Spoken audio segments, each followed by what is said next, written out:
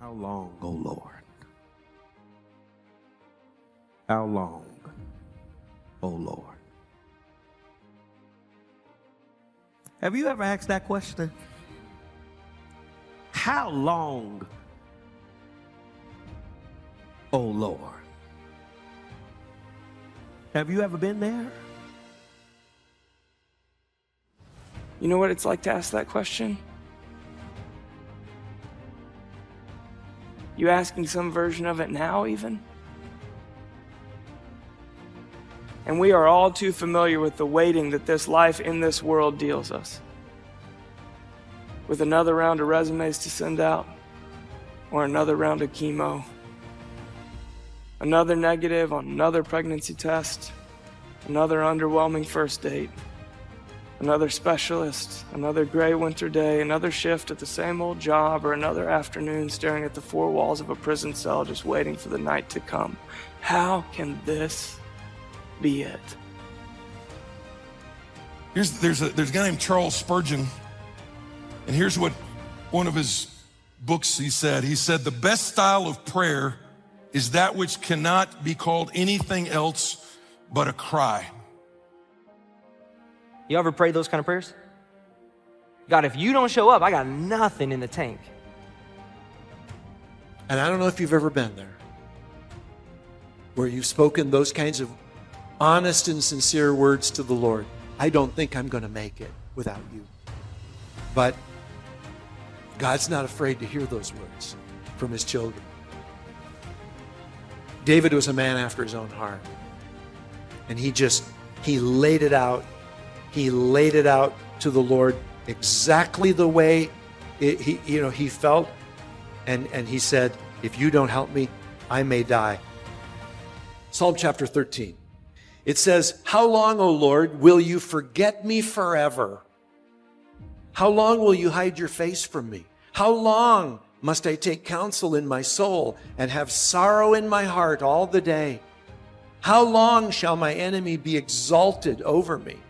Consider and answer me, O Lord my God. Light up my eyes, lest I sleep the sleep of death.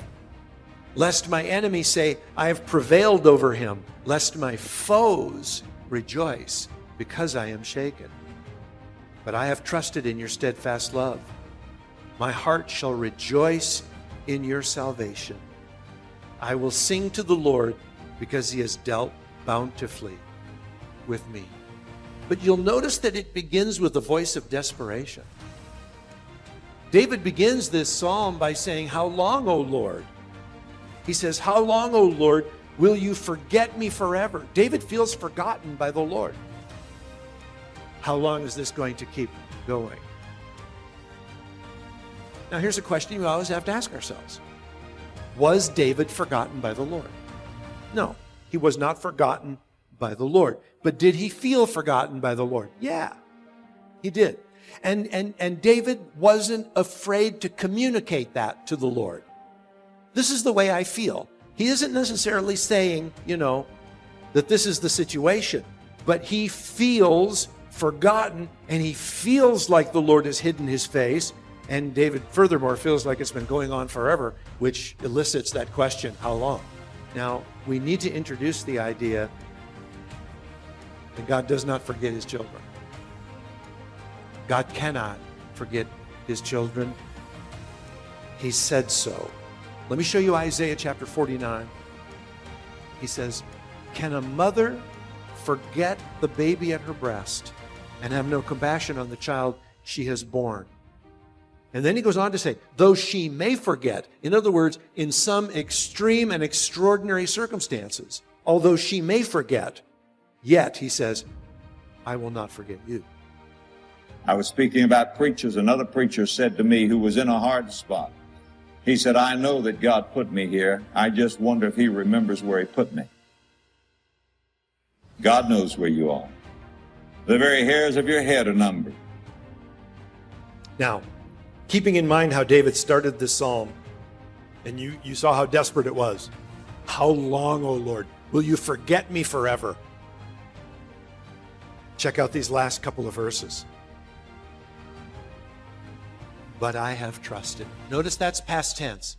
As David begins to speak now here toward the end of this very short psalm, he says, but I have trusted in your steadfast love. And it's kind of as if David is saying, I've trusted you in the past, and there's no reason for me to stop trusting you now. I've trusted in your steadfast love. So what's his conclusion? My heart shall rejoice in your salvation. Look at this turnaround. My heart will rejoice. But if my eyes are on the Lord, there's always reason to rejoice. And that's what we're told. Rejoice in the Lord. And so David is looking back on his past, and he's saying, God's been faithful. That doesn't mean there haven't been rough spots. But God brought me through. Pour out your heart to the Lord. But then when you get to the end of your prayer, and I'm preaching to myself just as much as you, let's bring it back to what is right.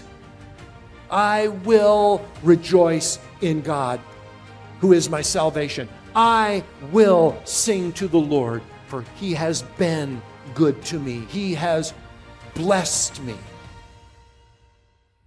Just such important reminders.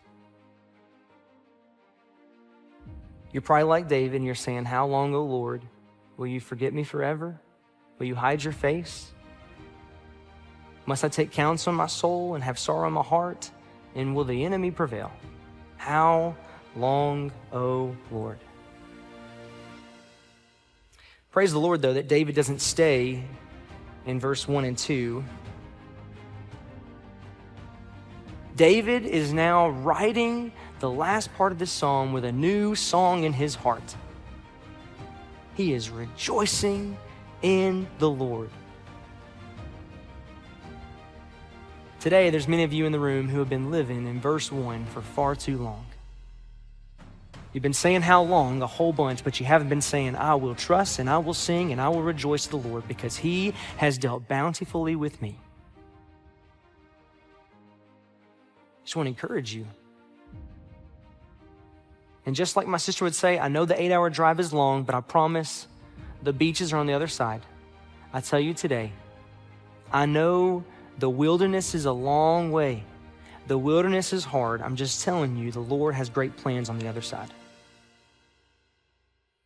I have 1,000 reasons to sing his praises.